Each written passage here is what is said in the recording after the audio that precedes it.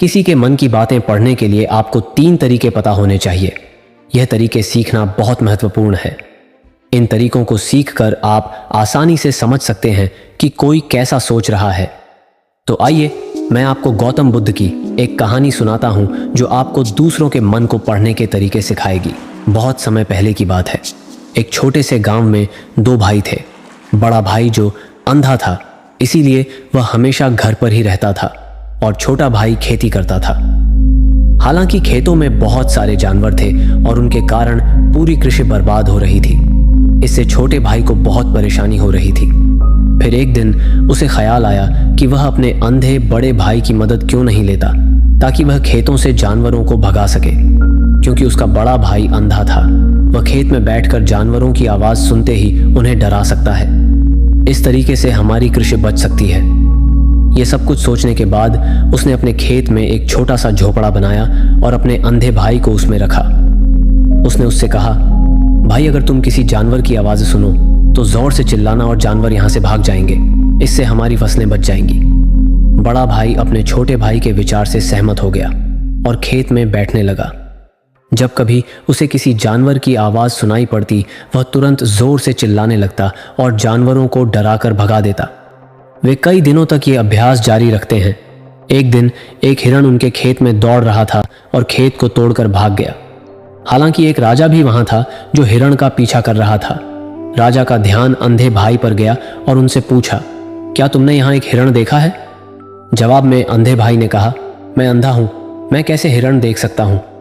पर मैं तुम्हें इतना बता सकता हूं कि मेरे खेत से जो जानवर भाग गया है वह आपका पीछा करने लायक नहीं है। आप अपना समय बर्बाद कर रहे हैं। राजा उस अंधे के शब्दों से चौंका हुआ था। उसे आश्चर्य हुआ कि अंधा यह कैसे कह सकता है कि जो हिरण मैं ढूंढ रहा हूं वह पीछा करने लायक नहीं है। तब राजा ने अंधे से कहा, क्या तुम मुझसे झूठ नहीं बोल रहे? एक ओर तुम कहते हो कि तुम अंधे हो और दूसरी ओर तुम यह दावा करते हो कि वह जानवर जो यहां से भाग गया है मेरे पीछे पड़ने के लायक नहीं है। फिर अंधे भाई ने कहा, ओह राजा, वह प्राणी जिसे तुम हिरण समझ रहे हो वह वास्तव में हिरण नहीं है। वह एक मादा हिरण है और मेरे ज्ञान के अनुसार वह गर्भवती है। मैंने कभी नहीं सुना है कि कोई राजा एक गर्भवती मादा हिरण की शिकार करता है। इसलिए मैं तुम्हें यह कह रहा हूं कि वह तुम्हारे पीछे पड़ने के लायक नहीं है। तुम्हें उसका पीछा करने में अपना समय बर्बाद नहीं करना चाहिए। यह सुनकर राजा और भी हैरान हुआ। उसे समझ में नहीं आया कि अंधा यह कैसे जान सकता है कि वह गर्भवती मादा हिरण है। उसने सोचा कि कैसे एक अंधा यह जान सकता है मैं जिस हिरण की शिकार कर रहा हूं वह क्या गर्भवती है या नहीं। यह सचमुच अंधा व्यक्ति इतने आत्मविश्वास के साथ कैसे कह सकता है? इसलिए मुझे इसे जांच करना होगा। इसलिए राजा ने सत्यता जानने का निश्चय किया और अपने कमांडर से कहा, कमांडर, मुझे चाहिए कि वह प्राणी जिंदा रहे, क्योंकि मुझे जांच करना है कि यह वाकई एक गर्भवती मादा हिरण है। यह अंधा आदमी इतने आत्मविश्वास के साथ कह रहा है और मुझे यह सुनिश्चित करना है। जाओ और जांचो कि क्या वह एक गर्भवती मादा हिरण है। राजा के आदेश पर कमांडरों ने हिरण की जांच करने के लिए चले गए। कुछ समय बाद जब वह लौटे तो राजा से कहा, राजा, यह अंधा आदमी पूरी तरह से सही कह रहा है। वह वाकई एक गर्भवती मादा हिरण है। यह सुनकर राजा हैरान हो गया। उसे समझ में नहीं आया कि ये अंधा आदमी कैसे जान सकता है कि वह गर्भवती मादा हिरण है। राजा के मन में कई सवाल उठे। आखिरकार राजा ने इस पर पूरी तरह से समझौता करने का निश्चय किया और अंधे से कहा, सुनो, मुझे यह नहीं पता कि तुम सचमुच अंधे हो या नहीं, लेकिन मैं तुमसे एक सवाल पूछने आया हूं। क्या तुम मेरे सवाल का सही जवाब दोगे? जवाब में अंधे ने कहा, राजा, आप मुझसे जो भी पूछना चाहेंगे मैं आपको सच्चाई से जवाब दूंगा। राजा ने कहा, देखो, एक और तुम कहते हो कि तुम अंधे हो और दूसरी तरफ तुमने मुझे कहा कि जिस जानवर का मैं पीछा कर रहा था तुम कहते हो कि वह गर्भवती मादा हिरण है, और साथ में तुम्हें यह भी पता लगता है कि तुम्हारे खेतों में जानवर कब आते हैं और कब जाते हैं। तुमने यह सब कैसे अनुमान लगाया? तब अंधे आदमी ने समझाया, सर, जब आप उस मादा हिरण का पीछा कर रहे थे तो उसकी गति और दौड़ते हुए आवाज से ही मुझे पहले से ही समझ आ गया था कि यह मादा हिरण है। और मेरे खेत की बांध काफी छोटी थी, उसकी ऊंचाई ज्यादा नहीं थी। अगर यह सामान्य हिरण होती तो वह आसानी से उस बांध को पार कर सकती थी, लेकिन वह हिरण उस बांध को तोड़कर भाग लिया था। और यदि वह बांध पार करने की कोशिश करती तो उसके संतान को खतरा होता। इसलिए मुझे समझ में आ गया कि वह गर्भवती है। इस व्याख्या को सुनकर राजा अंधे के विशेष ज्ञान और कौशल को देखकर चौंका हुआ था। वह समझता है कि यह व्यक्ति अंधा होने के बावजूद अनोखी जानकारी और क्षमताओं से संपन्न है। राजा इसका लाभ उठाने का निश्चय करता है और अपने महल में आने को कहता है। अंधा व्यक्ति महल में पहुंच जाता है। अब राजा उस अंधे से एक और सवाल पूछता है। राजा कहते हैं, तुम बुद्धिमान हो और तुम्हारी कई बातों की गहरी समझ लगती है। आज मैंने तुम्हें यहाँ बुलाया है ताकि जान सकूं कि मेरी पत्नी मेरे प्रति विश्वासी है या नहीं। अंधा आदमी जवाब देता है, ओह राजा, ये सवाल कैसा है? आपका विवाह कई सालों से चल रहा है और अब आप ऐसी बातें जानना चाहते हैं। ऐसे सवाल आपके मन में क्यों उत्पन्न हो रहे हैं? हालांकि राजा कहता है, तुम्हें इस सवाल का जवाब देना होगा। अगर तुम मुझे उत्तर नहीं दोगे तो मैं तुम्हें मृत्युदंड से सजा दूंगा। राजा की धमकी सुनकर अंधा कहता है, बहुत अच्छा, मैं तुम्हें तुम्हारे सवाल का जवाब दूंगा। ओ राजा, अगर तुम इस सवाल का जवाब चाहते हो तो तुम्हें मेरी एक सेवा करनी होगी। राजा पूछता है, मुझे बताओ, मुझे क्या करना होगा? व्यक्ति जवाब देता है, उसके लिए तुम्हें अपनी पत्नी को मेरे साथ एक कमरे में अकेले छोड़ देना होगा। ये सुनते ही राजा पहले तो गुस्सा होता है, लेकिन कुछ समय सोचने के बाद वह उस व्यक्ति की बात मानता है और अपनी पत्नी को उसके साथ एक कमरे में भेजने का आदेश देता है। कमांडर उस पर क्रियान्वयन करता है और अंधे आदमी और रानी को एक कमरे में अकेले छोड़ देता है। उस समय अंधा अपनी बात कहते हैं, मुझे तुम्हें छूना है। ये सुनते ही रानी बहुत गुस्से से भर जाती है और अंधे को पीटने लगती है, कभी हाथों से तो कभी पैरों से और कभी पूरी ताकत से। वह उसे बेहद बेरहमी से पीटती है। बाद में किसी तरह अंधा अपनी जान बचा लेता है और राजा के पास जाता है। उसने राजा से कहा, ओ राजा, आपकी पत्नी विश्वासी नहीं है। ये सुनते ही राजा बहुत गुस्से से भरकर अपनी तलवार निकालता है और सीधे अपनी पत्नी के पास जाता है। उसने उससे गुस्से में कहा, रानी, आज मैं तुमसे एक सवाल पूछूंगा और तुम्हें सच्चाई से जवाब देना होगा। अगर तुमने झूठा बोला तो मैं तुम्हारा सर तुरंत अलग कर दूंगा। फिर उसने पूछा, मुझसे कहो, क्या तुम विश्वासी हो या नहीं? इस पर रानी ने कहा, ओ राजा, तुम मुझे मार दो, लेकिन मैं विश्वासी नहीं हूं। राजा बहुत खुश हुआ क्योंकि वह सब कुछ जो अंधे ने कहा था वह पूरी तरह से सच था। ये सुनते ही राजा तत्काल उस अंधे के पास जाता है और पूछता है, तुमने कैसे जान लिया कि मेरी पत्नी विश्वासी नहीं है? अंधा उत्तर देता है, ओ राजा, ये काफी सरल है। मैंने आपकी पत्नी से कहा कि मैं उसे छूना चाहता हूं और वो इतनी रोष में आ गई कि मुझे मारने लगी। वफादार औरत कैसे किसी अन्य पुरुष को छू सकती है? जब मैंने उससे कहा कि मैं उसे छूना चाहता हूं, वह मुझे इनकार कर सकती थी, लेकिन उसने मुझे मारना शुरू कर दिया और उस प्रक्रिया में उसने मेरे पूरे शरीर को छुआ। इस प्रकार की औरत विश्वासी कैसे हो सकती है? राजा कहता है, तुम बहुत बुद्धिमान हो। ठीक है, चलो आगे बढ़ते हैं। उसके बाद वह जोर से कहता है, एक और सवाल का सही जवाब दो, मैं तुम्हें उसके बाद यहां से जाने दूंगा। राजा फिर पूछता है, मुझे बताओ, क्या मैं सचमुच मेरे पिता का बेटा हूं या किसी और का? इस पर अंधा आदमी उत्तर देता है, ओ राजा, इससे तुम्हारा क्या लेना देना है? चाहे आपके माता पिता कोई भी हो, आप इस राज्य के राजा हो तो इस सवाल को छोड़ दो। लेकिन राजा जिद करता है, नहीं नहीं, मुझे इस सवाल का सटीक जवाब चाहिए, वरना यह सवाल मुझे हमेशा परेशान करेगा। इसलिए मैं सच्चाई जानना चाहता हूं। अगर तुम सही जवाब दोगे तो मैं तुम्हें यहां से जाने दूंगा। अंधा आदमी उत्तर देता है, ओह राजा, मेरे लिए सवाल का उत्तर देने के लिए तुम्हें अपनी मां के पास जाने की कोई आवश्यकता नहीं है। मैं अभी बता सकता हूं कि तुम किसके बच्चे हो, लेकिन उससे पहले मैं चाहता हूं कि तुम मुझसे वादा करो कि तुम मुझसे गुस्सा नहीं करोगे। राजा कहता है, हां, मैं वादा करता हूं कि मैं गुस्सा नहीं करूंगा। फिर अंधा आदमी राजा से कहता है, ओ राजा, तुम सचमुच अपने पिता के बच्चे हो, लेकिन तुम एक कंजूस व्यापारी की छाया में भी हो। यह सुनते ही राजा बहुत खुश हो जाता है और तत्काल अपनी मां के पास जा जाता है। उसे कहता है, मां, कृपया मुझे सच बताओ, क्या मैं सचमुच अपने पिता का बच्चा हूं या किसी अन्य का? अगर तुम मुझे सच नहीं बताओगी तो मैं यही अपनी जान दे दूंगा। मुझे सच बताओ, सच क्या है? राजा की मां कहती हैं, पुत्र, तुम सचमुच अपने पिता के ही बच्चे हो, लेकिन तुम एक कंजूस व्यापारी की छाया में भी हो। जब मैं नहाकर अपनी आवश्यकता अनुसार देख रही थी तो मैंने तुम्हारे ऊपर कंजूस व्यापारी की छाया देखी। यह सुनते ही राजा बहुत खुश हो जाता है और तत्काल ही अंधे के पास लौटता है और उससे पूछता है, तुमने कैसे जान लिया कि मेरे ऊपर कंजूस व्यापारी की छाया थी? अंधा जवाब देता है, ओ राजा, आपने मुझसे कई सवाल पूछे हैं और मैंने सभी के सही उत्तर दिए हैं, अगर आपकी जगह कोई अन्य राजा होता तो मैंने अब तक कई पुरस्कार प्राप्त कर लिए होते, लेकिन आपने मुझे कुछ नहीं दिया। मैंने अब तक एक भी पैसा नहीं लिया है। इसी से मैंने अनुमान लगाया कि आप बहुत कंजूस हैं। यह सुनकर राजा हंसते हुए कहता है, जो भी तुम मांगना चाहते हो मांगो, मैं ज़रूर दूंगा।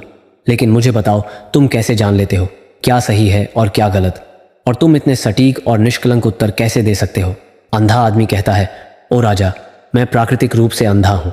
अगर मेरी आंखें होती तो मैं किसी के विचारों को आसानी से समझ सकता। मन की अपनी भाषा होती है और इस भाषा को किसी के शरीर की क्रियाओं में देखकर समझा जा सकता है। व्यक्ति की आंखों, होठों, काम करने के तरीके और उनकी गतिविधियों को देखकर हम समझ सकते हैं कि उसके मन में क्या चल रहा है। इस पर आधारित हम किसी के विचारों को जान सकते हैं। लेकिन मैं अंधा हूं, इसलिए मुझे क्रियाओं के माध्यम से जानना पड़ता है। अगर मुझे कुछ जानना होता है तो मुझे अगले व्यक्ति को कार्य सौंपना पड़ता है। देखना होगा कि वह कैसे काम करता है और उसके आधार पर मैं समझ सकता हूं कि उसके मन में क्या चल रहा है। यह सुनते ही राजा पूछता है, क्या इसका मतलब है कि मैं भी किसी के विचारों को जान सकता हूं? इस पर अंधा आदमी कहता है, बिल्कुल, आप भी किसी के विचारों को समझ सकते हैं, लेकिन उसके लिए आपको पहले अपनी आत्मा पर काम करना पड़ेगा। और वह काम है अपनी मानसिकता को शांत करना, अपनी मानसिकता को वर्तमान में लाना। इसके लिए आज मैं आपको 3 तरीके बताऊंगा, और यह 3 तरीके बहुत ही सरल और आसान हैं। लेकिन राजा, इससे पहले आपको एक चीज करनी होगी, अपनी मानसिकता को संकेंद्रित करें। हम जब अपनी मानसिकता को संकेंद्रित करते हैं तब हम दूसरों के विचारों को समझ सकते हैं, क्योंकि वह व्यक्ति वर्तमान में सोच रहा है और हमें भी अपनी मानसिकता को वर्तमान में लाना होगा। तभी हम उनके विचारों को समझ सकते हैं। अगर हम पिछली घटनाओं के बारे में सोच रहे हैं तो हमें यह कैसे पता चलेगा कि दूसरा व्यक्ति वर्तमान में क्या सोच रहा है? क्योंकि हम पिछली घटनाओं में लिपटे हुए हैं।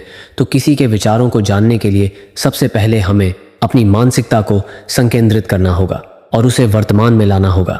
इसके बाद अंधा राजा से कहता है, राजा, पहला तरीका है आंखों पर ध्यान देना। किसी से बात करते समय सबसे महत्वपूर्ण यह है कि हम उसकी आंखों में देखें, क्योंकि आंखें बोलती नहीं लेकिन वह बहुत कुछ कहती है।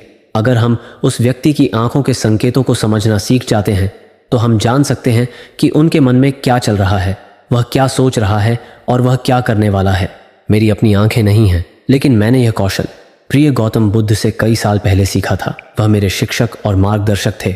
उस समय मेरी आंखें थीं और मैं सिर्फ उनकी आंखों के माध्यम से लोगों के विचारों को समझ सकता था। इसीलिए अगर आप भी दूसरों के विचार जानना चाहते हैं तो आपको उनकी आंखों पर ध्यान केंद्रित करना चाहिए, जैसे कि उनकी निगाह, वह कहाँ देख रही हैं और किस दिशा में है।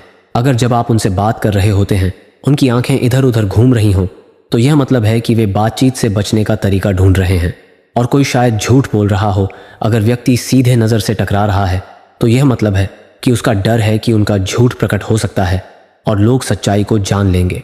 लेकिन अगर उनकी आंखें बिना हिले आपको देख रही हैं तो वह शायद ईमानदार हो सकते हैं और उन्हें आपसे बात करना और अपने विचार साझा करना है।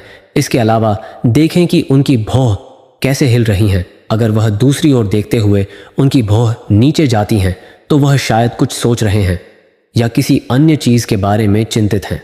अगर उनकी भौं ऊपर जाती हैं और उनकी आंखें बड़ी हो जाती हैं तो वह आश्चर्य रहित या जिज्ञासु हो सकते हैं आपके विचारों के बारे में। यहाँ तक कि देखें कि उनकी पूंजी इतनी बड़ी या छोटी है। पूंजी आंख का काला हिस्सा होती है। अगर पूंजी बड़ी होती है तो यह मतलब है कि वह आपको पसंद करते हैं, या आपको कहे कि पसंद कर रहे हैं, वह उत्साहित या खुश है। अगर पूंजी छोटी होती है तो यह मतलब है कि वह आपको पसंद नहीं करते हैं, या आपको कहे कि पसंद नहीं कर रहे हैं, वह असहज या गुस्से में है। इसके अलावा देखें कि उनकी आंखों की सफ़ेदी कितनी लाल है या कितनी सफ़ेद है। आंख का सफ़ेद हिस्सा स्क्लेरा कहलाता है। अगर स्क्लेरा लाल होती है तो यह मतलब है कि वह थके हुए तंत्र या बीमार हो सकते हैं। वह आपसे बात करना नहीं चाहते होंगे। मैं एक समय याद करता हूँ जब मैं एक थके हुए व्यक्ति से मिला था जो यात्रा कर रहे थे। हम जब बात कर रहे थे तो उसकी आंखें बहुत घूम रही थीं, मुझे कभी देख नहीं रही थी। इससे दिखाई देता था कि उसको चिंता थी और वह जल्दी जाना चाहता था। मुझे लगा कि वह कुछ छुपा रहा हो सकता है। वह मेरे साथ बात करना नहीं चाहता था, इसलिए मैंने उससे और सवाल पूछे। मैंने पता लगाया कि उसका एक गुप्त योजना थी। इसी तरह अन्य चेहरों की भी, भावनाओं की, अन्य व्यक्तिगत व्यवहार होते हैं जो हमें आसानी से व्यक्ति के विचार समझने में मदद कर सकते हैं। कभी कभी व्यक्ति अपने चेहरे के माध्यम से विभिन्न व्यवहार दिखाता है। यदि आप किसी के चेहरे के अभिव्यक्ति पर ध्यान देते हैं तो आप आसानी से समझ सकते हैं कि वह व्यक्ति निराश है, बहुत दुखी है या बहुत खुश है। आप यह भी समझ सकते हैं कि वह अंदर कैसा महसूस कर रहे हैं, और यह सब बातें उनके चेहरे की अभिव्यक्ति के माध्यम से निश्चित की जा सकती हैं। ओ राजा, चेहरा एक चित्र की तरह है जो दिखाता है कि लोग अंदर कैसा महसूस कर रहे हैं। अगर वे कुछ नहीं कहते हैं तो यदि आप लोगों को बेहतर समझना चाहते हैं तो आपको इन नीरव संकेतों पर ध्यान देना होगा। जब आप किसी को देखते हैं जिनका मुंह नीचे की ओर मुड़ जाता है और छोटा सा दुखी चेहरा बनता है, तो आमतौर पर यह मतलब होता है कि वह खुश नहीं है, संतुष्ट नहीं है या कुछ हार गए हैं। आप उनकी आंखों और उनके शरीर से भी समझ सकते हैं कि वह कैसा महसूस कर रहे हैं, या वह निचली भावनाओं को महसूस कर रहे हैं। दूसरी ओर, जब कोई बड़ी और सच्ची मुस्कान होती है जो आंखों और गालों को उठाती है, वह खुशी, मित्रता और दयालुता की संकेत है। इसमें आंखों का बड़ा महत्व है। जब वे छोटी और चमकीली होती हैं तो आप सुनिश्चित हो सकते हैं कि मुस्कान सच्ची है। देखें, किसी व्यक्ति की भ्रूणी की जगह जहां त्वचा गहरी होती है और ढीली होती है, जब यह गहरी और तंग होती है तो यह अक्सर मतलब होता है कि वे उलझे हुए हैं, महसूस कर रहे हैं कुछ कठिन या नई चीज को समझने की। रुख का तरीका। मुंह हमें बहुत कुछ बता सकता है। एक मुंह जो बंद और संकुचित हो, यह मतलब हो सकता है कि वह सहमत नहीं है, किसी चीज से संतुष्ट नहीं है या बातचीत करना नहीं चाहते। लेकिन एक मुंह जो खुला और आराम से हो, यह मतलब होता है कि वह खुले मन से बातचीत करने के लिए तैयार है। जब आप चेहरे की इन संकेतों को देखने और समझने में महारथी हैं तो आप यह जान सकते हैं कि लोग किस बारे में सोच रहे हैं और कैसा महसूस कर रहे हैं। चाहे वह अपनी भावनाएं बाहर कहे या चुप रहे, उनके चेहरे से हर बात साफ हो जाएगी। इसलिए कोई व्यक्ति जैसे भी अपने शब्दों से बोलता हो, आप उनके चेहरे से सब कुछ समझ सकते हैं। मैं आपको एक कहानी सुनाऊं। एक बार मैं एक दुखी व्यक्ति से मिला जो मेरी मदद के लिए आया, लेकिन वह ऐसा व्यवहार कर रहे थे कि उन्हें कोई परवाह नहीं। लेकिन मैंने उनकी माथे पर एक छोटी सी रेखा देखी जिससे पता चला कि उनकी परेशानी थी। मैंने उनसे कहा कि मुझे अपनी समस्या बताए और उन्होंने बता दी। इसके बाद उनको अच्छा लगा और मैंने उनकी मदद की। एक सच्ची मुस्कान आंखों को भी खुश बनाती है। यह मतलब है कि वे खुश और दयालु हैं। एक उदासी मुंह की भौं नीचे जाती हैं तो इसका मतलब है कि वह चिंतित या उलझे हुए हैं। भौं ऊपर जाती हैं जब वे हैरान या जिज्ञासु विचार कर रहे होते हैं, तो आप उनकी भावना को उनके चेहरे को देखकर समझ सकते हैं। आगे बढ़ते हुए व्यक्ति राजा से तीसरे मेथड के बारे में बताते हुए कहते हैं, ओ राजा, एक और भाषा भी है जो वह है हाथों के इशारों और शरीर की भाषा। किसी के विचारों को समझने के लिए हमें हाथों के इशारों और शरीर की भाषा को समझना चाहिए। जब कोई व्यक्ति बातचीत करता है तो आपने देखा होगा कि वह अपने हाथों को हर समय हिलाता रहता है, इशारे करता है। शब्दों के अलावा उनके शरीर की भाषा भी बड़ी भूमिका निभाती है। वह क्या सोच रहा है यह स्पष्ट करने में शरीर और हाथ बिना शब्दों के बहुत कुछ कह सकते हैं। यह शब्दों की तरह बातचीत का एक गुप्त तरीका है जहां आप देख सकते हैं कि लोग क्या चाहते हैं और कैसा महसूस कर रहे हैं। वे छोटी छोटी चीजों से जो वे करते हैं किसी को ध्यान से देखें। जब वह आपसे बात करते समय अपने उंगलियां तेजी से टैप करता है, जब उंगलियां किसी चीज पर तेजी से आवाज करती हैं, तो यह मतलब हो सकता है कि वह बोर हो रहे हैं, जल्दी में हैं या बातचीत जल्दी समाप्त करना चाहते हैं। मैं एक वक्त स्मरण करता हूं जब मैं एक व्यक्ति से मिला जो मुझे कुछ बेचना चाहता था और वह यही इशारा कर रहा था। मुझे पता चल गया था कि वह घबराया है, तो मैंने उससे बेहतर कीमत पर खरीदने को कहा और वह हैरान हो गया। कभी कभी किसी को अपनी बाजू आपस में जोड़ते हुए देखना, यह मतलब हो सकता है कि वह आपसे या आपके कहने से संतुष्ट नहीं है। वह अपने विचारों को आपसे छुपा रहे हैं। इस तरह से अपनी बाहें जोड़ने का तरीका उनके विचारों और भावनाओं को दूसरों से सुरक्षित रखने की तरह है। इस चिन्ह को देखकर आप जब उनसे बात करें तो दयालु और सतर्क रह सकते हैं ताकि वह आपसे अधिक संतुष्ट और खुले मन से मिल सके। कभी कभी किसी व्यक्ति को आपस में झुकते हुए देखना, यह मतलब हो सकता है कि वह आपसे या आपके कहने से रुचि रखते हैं। वह आपकी बातों को ध्यान से सुन रहे हैं, वह आपसे रुचि रखते हैं और आपसे और जानना चाहते हैं। इस तरह से अपने शरीर को हिलाने का यह तरीका दिखाता है कि वह आपकी बातों को सुनना, सीखना और समझना चाहते हैं। मैं एक बुद्धिमान शिक्षक से मिला था जो ऐसा करते थे। वह बहुत शांत थे, लेकिन वह दिलचस्पी से आगे झुकते रहते थे, जिससे यह प्रकट होता था कि उन्हें उस विषय के बारे में और जानना था। कभी कभी लोग जब आपसे बात करते समय अपने चेहरे को छूने की आदत डालते हैं तो आपको पता चल सकता है कि वह किस बारे में सोच रहे हैं। यह अक्सर मतलब रखता है कि वे चिंतित हैं या सोचते रहते हैं। ये सब छूने का तरीका दिखाते हैं कि उनके मन और दिल में क्या हो रहा है। दूसरों के शरीर और हाथों को सही से समझने के लिए आपको धैर्य रखना पड़ता है, सावधानी से देखना पड़ता है और उन बातों की सराहना करनी पड़ती है जो वे नहीं कहते। यह छोटी पर महत्वपूर्ण संकेत, जैसे कि एक शांत पुस्तक, आपको उन भावनाओं और विचारों को दिखाते हैं जो उनमें छुपे हुए हैं और आपको उनसे बेहतर जुड़ने में मदद करते हैं। अगर हम इन 3 तरीकों पर ध्यान देते हैं और उन्हें सही से समझते हैं तो हम तेजी से पता लगा सकते हैं कि किसी के मन में क्या चल रहा है, वह हमारी बातों को कितने ध्यान से सुन रहे हैं और उनके मन में क्या हो रहा है। लेकिन इससे पहले आपको अपने मन को ध्यान में लाना होगा और उसे वर्तमान में लाना होगा। तभी आप इन सभी क्रियाओं पर ध्यान दे सकते हैं, उन्हें समझ सकते हैं और महसूस कर सकते हैं कि उनके मन में क्या चल रहा है। अन्यथा अगर आप पूर्व घटनाओं या भविष्य के योजनाओं में प्रवृत्त हैं तो आप कभी भी व्यक्ति की शरीर भाषा पर ध्यान नहीं दे सकेंगे और आप कभी नहीं समझ पाएंगे कि उनके मन में क्या हो रहा है, वह क्या सोच रहे हैं। आपने कई महान संतों और ज्ञानी व्यक्तियों को देखा होगा जो आपको शांति से देखते हैं और आपको बता सकते हैं कि आपके मन में क्या चल रहा है। आपने उनसे क्या सीखा है और इसका सबसे बड़ा कारण यह है कि वे आपको पढ़ सकते हैं, आपको समझ सकते हैं, क्योंकि उनका मन सांकेतिक शांतिपूर्ण है, इसलिए वह आसानी से आपके विचारों को समझ सकते हैं। मुझे आशा है कि आपने अब तक कहानी का आनंद लिया है और इससे कुछ नया सीखा है। यदि आपने ऐसा किया है तो कृपया इस चैनल को सब्सक्राइब करें और वीडियो को लाइक करें और हमें कमेंट करके अवश्य बताएं कि आपको यह ज्ञानवर्धक वीडियो कैसी लगी। धन्यवाद।